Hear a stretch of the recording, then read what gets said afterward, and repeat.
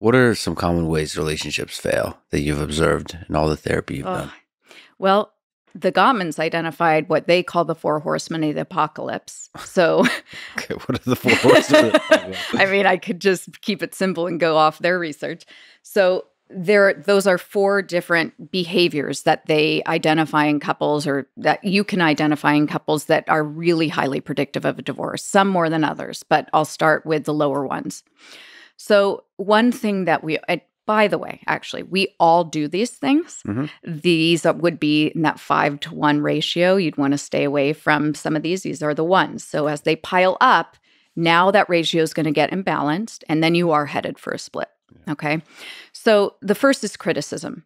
So criticism is when we have a complaint. Complaints are normal, but instead of owning our own problems, our own feelings, we assume that our perspective is the only valid, accurate perspective. And so we take it upon ourselves to tell our partner what is wrong with them. Mhm. Okay, so there's essentially no real belief that they might have a valid perspective too. So this could look like, you never help me out with the house, or even you're so lazy. Can't I just get you for 5 seconds to help with the kids, or something like that?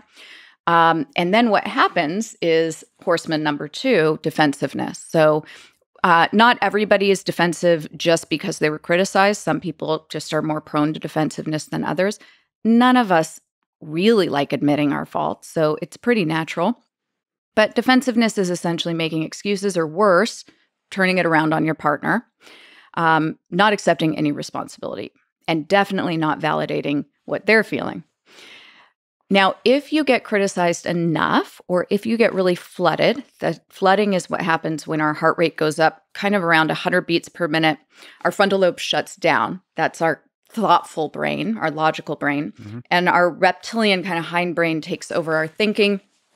And we just go into fight or flight in a way. We just want to annihilate our partner instead of say anything that would be helpful to the relationship. So if you're getting flooded, you could do a couple things. You could get super critical. You could get contemptuous, which I'll talk about in a second. It's the last horseman. Or you do the third horseman, which is stonewalling. And in their research, the Gottmans found that men are actually more likely to stonewall. I also am someone who stonewalls. But it's where you just sort of disconnect from the conversation. Mm-hmm. You shut down, you turn away. You can physically even turn away, Mm-hmm. kind of arms crossed, but you're shut off. And stonewalling happens usually because you get flooded. You feel like you can't win. You don't know what to do to make the situation better. It feels pretty hopeless, and talking feels unproductive. So you can see how in a typical heterosexual relationship, the gender dynamic, we know that women tend to use criticism more often because they're the ones that typically raise issues verbally. And then if men are feeling more criticized, that they tend to stonewall. And it becomes this vicious cycle of then more criticism. But the criticism is really just a plea to be loved and get your partner to show you they care. Mm-hmm. And then the man tends to feel like he can't do anything right. This isn't even productive. If I say anything, I'm just going to make it worse. And they don't have any you haven't given them a specific need, a solution, something they can do to shine for you. So they turn away. And where does the contempt come in? All right. So contempt is criticism on steroids. This is what John Gottman calls sulfuric acid for love. Nothing will erode a relationship quicker than contempt. Contempt is when you are looking at your partner from a superior position. So you are eye-rolling, you are name-calling, there's a mocking, even physical mockery, imitating them, imitating their voice. Contempt is meant to just take the legs out from your partner, make them feel pathetic, ridiculous. And it can be abusive. But most people have engaged in contempt at some point in their relationship. Lower level would be sort of the eye rolling, but that is the biggest predictor of a split. If you allow yourself to think, that mockery or contempt just a little bit, it's like this weird slippery slope. Sure is. And the opposite is true, where I just look at a person and think, wow, isn't that the most like wonderful creature I've ever seen in my life? Like just think that. And you notice the That's little lovely. details about who they are. Hmm. And so I just observe them the way you observe like a weird like peacock at a zoo or something like that. Intention is powerful, isn't it? Yeah. And it changes. It changes. You start to Yep. notice beautiful things and then let the things that annoy you, Yes, like just you're exactly right. You're touching on some really dissipate. important things. So, in relationships, we actually know that wearing rose colored glasses is important. It's healthy. We need it.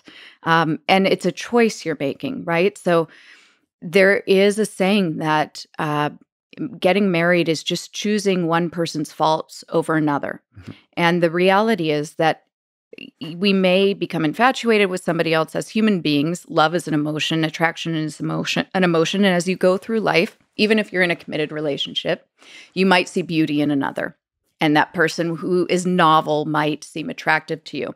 But if you can remember that they too have a set of problems that you would be marrying, it really helps you to see the beauty in your partner again Mhm. and recognize all of their incredible strengths and all the ways we meld with a person and become our own family. Almost become, I mean, our lives intertwine and we grow those oak trees. So, by the way, there's a line I read somewhere that when you're wearing rose-colored glasses, all the red flags looks just like flags. So, I think it's I a good, love that. it's a good line. I love So you think that humans are fundamentally, all of us are fundamentally flawed or have flaws. They're unique flaws, and that Mhm. basically relationships is just a way to figure out how the two can fit together. Right. And we're different. So no matter what, we're going to have differences. We Yeah. are raised differently than our partner. We have different stories, different experiences that shaped our value systems, especially when it comes to the big ones like parenting, love, money, these principles that are based in our history. We're going to have differences. So is this a set of differences you can accept from somebody and work with? Do the benefits and do their strengths, do they make it worth it? Or are they deal breaker differences?